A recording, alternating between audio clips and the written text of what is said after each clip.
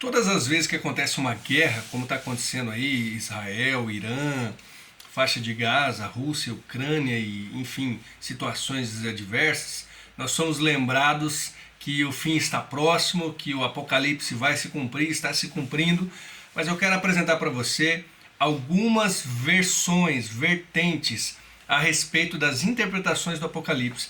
E elas são várias, não dá para resumir assim tão rapidamente. Alguns acreditam que as profecias do Apocalipse já todas se cumpriram no passado. Isso é chamado de preterista ou pretérito, né? Passado.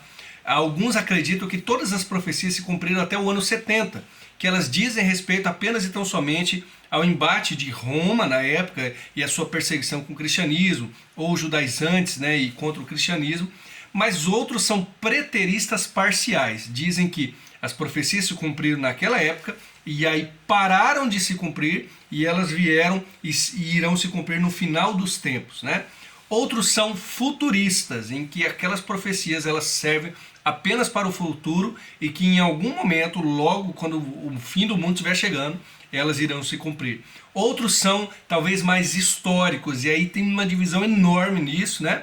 Um deles são os dispensacionalistas, que acreditam que existem várias dispensações da graça de Deus na história. Então a criação, a lei, enfim, o período dos reis, da monarquia, até chegar o período da igreja. Nós estamos nessa dispensação e virá a próxima, que aí sim será o fim do mundo ou os últimos tempos nesse sentido. Uma outra que corre assim na história é chamada de histórico contínuo, que interpreta da seguinte maneira: as profecias do Apocalipse são profecias que eram para aquela época, mas uma espécie de profeta do Antigo Testamento, sabe? Demonstrando o pecado, de como Deus estava mandando no mundo. Então elas são históricas, mas contínuas, porque em cada momento da história elas podem ser aplicadas novamente, uma espécie de leitura da realidade a partir da profecia do Apocalipse. Aliás, essa que eu acho mais interessante.